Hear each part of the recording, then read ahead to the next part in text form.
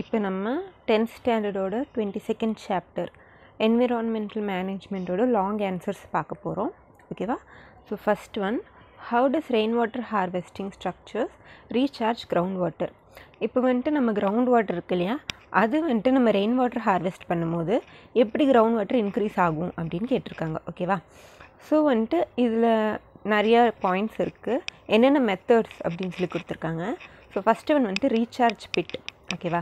இந்த recharge pit என்ன அப்படின்னா ஒரு மெத்தட். ஓகேவா? In this method rain water is collected from roof tops or open space.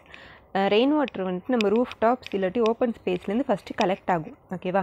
அந்த கலெக்ட் ஆன ரெயின் வாட்டர் என்ன ஆகுது, and are directed into the percolation pits through pipes. ஒரு பிட்டுக்குள்ளே போகுது. ஓகேவா? இந்த கலெக்ட் ஆன ரெயின் வாட்டர் எல்லாமே அந்த பிட்டுக்குள்ளே போய் கலெக்ட் ஆகும் ஃபார் ஃபில்ட்ரேஷன். இந்த பிட்டில் என்ன ஆகும், ஃபில்ட்ரேஷன் நடக்கும். ஓகேவா? After filtration they enter into recharge pit or ground wells. இந்த ஃபில்ட்ரேஷன் நடந்த பின்ன அது வந்துட்டு ரீசார்ஜ் பிட்டுக்குள்ளே போய் கலெக்ட் ஆக ஆரம்பிச்சிடும். ஓகேவா? இல்லைனா கிரவுண்ட் வாட்டர்ஸில் போய் கலெக்ட் ஆக ஆரம்பிச்சிடும். இதுதான் ரீசார்ஜ் பிட். இது வந்துட்டு ஃபஸ்ட் மெத்தடு. செகண்ட் மெத்தட் வந்துட்டு இன் ரூரல் ஏரியாஸ் அப்படின்னா வில்லேஜ் ஏரியாஸில் digging of tanks or lakes. Lakes இல்லாட்டி டேங்க்ஸ் வந்து அவங்க வந்து தயாரித்து வச்சுருப்பாங்க. அது என்னன்னு சொல்லுவோம், ஏரி அப்படின்னு சொல்லி சொல்லுவோம். சரிங்களா? அதுதான் குளம், ஏரி அப்படின்னு சொல்லுவாங்களா, அதில் ஏரி. இது எப்படி வந்துட்டு ரெயின் வாட்டர் ஹார்வெஸ்ட் பண்ணுது அப்படின்னு பார்ப்போம். In one of the traditional system used in Tamilians வந்துட்டு யூஸ் பண்ணுற ஒரு ட்ரெடிஷ்னல் சிஸ்டம் தான் வந்துட்டு ஏரி சிஸ்டம். ஓகேவா? For water harvesting. when one lake gets filled, they are automatically directed towards the next lake in the neighboring village. அப்படின்னா ஒரு ஏரி ஃபில் ஆனோன்னே அது ஆட்டோமேட்டிக்காக என்ன ஆகும், அதில் இருக்கிற தண்ணி வந்து பக்கத்தில் ஊரில் இருக்கிற ஏரியில் போய் நிரம்ப ஆரம்பிச்சிடும். ஓகேவா? இதுதான் வந்துட்டு வில்லேஜ் ஏரியாஸில் இருக்கிற ஒரு ரெயின் வாட்டர் ஹார்வெஸ்டிங் சிஸ்டம். ஓகேவா? இந்த வாட்டர் டிஸ்ட்ரிபியூட்டட் த்ரூ ஏரிஸ். ஏரி வழியாக வந்து வாட்டர் வந்துட்டு ஒரு ஊருக்கு இன்னொரு ஊருக்கு வந்துட்டு டிஸ்ட்ரிபியூட் ஆகிட்டே இருக்கும். இது ஒரு மெத்தட். இன்னொன்று என்னென்னா ஊரணை. அப்படின்னா இது வந்துட்டு பாண்ட்ஸில், இது வந்துட்டு ஊருக்கு ஒரு லேக்கு இருக்கும் இல்லைங்களா. இந்த பாண்ட் வந்துட்டு எல்லா ஊருக்கும் சமமாக ஒரு பெரிய ஒரு இது ஊரணை மாதிரி இருக்கும். ஓகேவா? அங்கே வந்துட்டு தண்ணி ஃபுல்லாக கலெக்ட் ஆகிருக்கும். அது வந்துட்டு வேறு பர்பஸ்க்கு அவங்க யூஸ் பண்ணிகிட்டு இருப்பாங்க. neighboring villages will also use the water system. ஒரு ஊருக்கு இல்லாமல் எல்லா ஊருமே வந்துட்டு யூஸ் பண்ணுற மாதிரி ஒரு சிஸ்டம், அதுதான் ஊரணை. ஓகேவா? இந்த different types of water harvesting. இது வந்துட்டு நம்மளோட இங்கே டவுனு இல்லாட்டி சிட்டி அங்கே வந்துட்டு இது யூஸ் பண்ணுவாங்க. ரூரல் ஏரியாஸில் வில்லேஜில் எல்லாம் வந்துட்டு இந்த ரெண்டை யூஸ் பண்ணுவாங்க. ஏரியிலனா ஊரணை யூஸ் பண்ணுவாங்க. ஓகேவா? இப்போ next question, how will you prevent soil erosion. Soil erosion வந்துட்டு நம்ம எப்படி ப்ரிவென்ட் பண்ணலாம் அப்படின்ட்டு. ஃபஸ்ட்டு ஒன் வந்துட்டு ரீட்டைன் வெஜிடேஷன் கவர். வெஜிடேஷன் கவர்னால் நம்மளோட ஃபாரஸ்ட் ஏரியாவில் இருக்கு இல்லைங்களா, அதை வந்துட்டு ரீட்டைன் பண்ணும். அது வந்துட்டு கட் பண்ணாமல் அப்படியே விட்டுருணும். ஓகேவா? அப்போ சாயில் எரோஷன் கண்ட்ரோல் ஆகும். கேட்டில் கிரேசிங் ஷுட் பி கண்ட்ரோல். கேட்டல்னால் என்னது, நம்ம ஆடு மாடெல்லாம் இருக்கு இல்லைங்களா, அது மேயறதில் நம்ம கண்ட்ரோல் பண்ணி வச்சுக்கணும். ஓவர் ஆயிடுச்சுன்னா என்ன ஆகும், ஃபுல்லாக அது பிளான்ஸ் எல்லாமே எடுத்துரும், சாயில் வந்துட்டு ஈஸியாக எக்ஸ்போஸ் ஆயிரும். அப்போ என்ன ஆகும், மழை வரும்போது ஃபுல்லாக வந்துட்டு மேலே இருக்கிற சாயில் எல்லாம் போக ஆரம்பிச்சிடும். ஓகேவா? ஸோ அதனால் கேட்டில் கிரேசிங் வந்துட்டு நம்ம கட்டுப்படுத்தணும் அப்படின்னு சொல்லியிருக்காங்க. Second point. தேர்ட் பாயிண்ட் வந்துட்டு crop rotation and soil management. Crop ரொட்டேஷன்னா ஒரே ஒரு க்ராப் மட்டும் ஒரு ஏரியாவில் வைக்காமல் ஒரு க்ராப் ஒரு சீசனுக்கு இன்னொரு க்ராப் அது மாதிரி மாற்றிட்டே இருக்கிறதா க்ராப் ரொட்டேஷன். அது அண்ட் சாயில் மேனேஜ்மெண்ட் பண்ணணும். ஓகேவா? Run off water should be control. Run off water எங்கேருந்து வெளில வரும், நம்மளுக்கு அக்ரிகல்ச்சர் லேண்ட்லேருந்து வரும், இண்டஸ்ட்ரியல் லேண்ட்லேருந்து வரும். அதெல்லாம் நம்ம வந்துட்டு கண்ட்ரோல் பண்ணி வச்சுக்கணும். ஓகேவா? தனியாக போக விடக்கூடாது. ரீஃபாரஸ்டேஷன் அப்படின்னா மறுபடியும் எங்கெங்கே மரம் வெட்டியிருக்காங்களோ அங்கே நம்ம போய் மரம் வந்துட்டு வளர்க்கணும். wind speed can be controlled by planting trees in shelter belt. இந்த ஷெல்டர் பெல்ட் அப்படின்றது வந்துட்டு ஒரு மெத்தடு. ஓகேவா? அங்கே வந்துட்டு நம்ம மரம் ஃபுல்லாக நட்டு வச்சோன்னா விண்டு ஸ்பீட் கண்ட்ரோல் ஆகும். விண்டு ஸ்பீட் கண்ட்ரோல் ஆகும்போது என்ன ஆகும், அது அடிச்சிட்டு போகிற விண்டு வந்துட்டு ஸ்பீட் கம்மியாகிறதுனால சாயில் வந்துட்டு சீக்கிரம் நிறைய வந்துட்டு எரோடாகி போகாமல் கம்மியாகும். ஓகேவா? இந்த லாஸ்ட் பாயிண்ட். நெக்ஸ்ட் பார்ப்போம். What are the sources of solid waste, how are waste managed. Okay, solid வேஸ்ட்டோட என்னென்ன சோர்ஸஸ் அப்படின்னு கேட்டிருக்காங்க. ஃபஸ்ட்டு எங்கேருந்தெல்லாம் நம்மளுக்கு சாலிட் வேஸ்ட் வருது என்ன இங்கே பார்ப்போம்.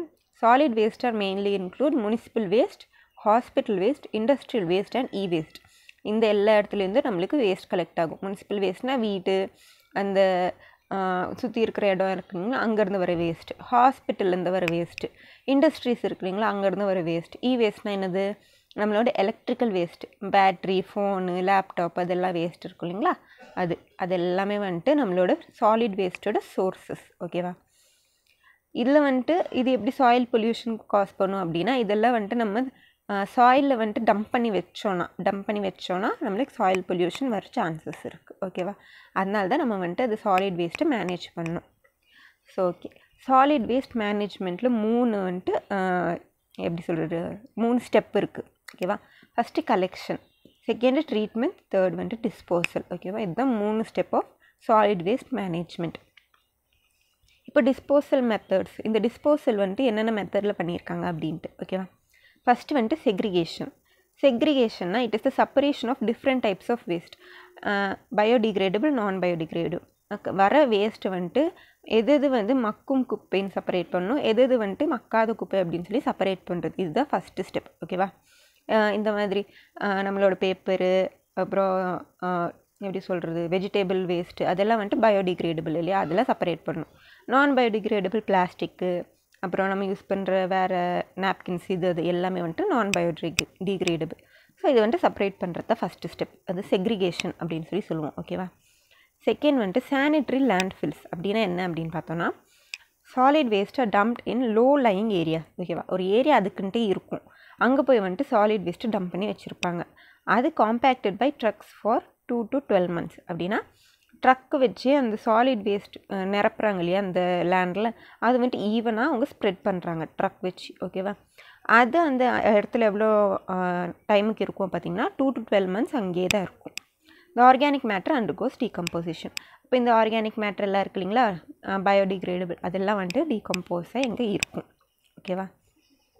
நெக்ஸ்ட்டு இன்சிரேஷன் அப்படின்னா it is the burning of non biodegradable. நம்ம நான் பயோடிகிரேடபிள் எல்லாம் என்ன பண்ணுறோம், எரிக்கிறோம்.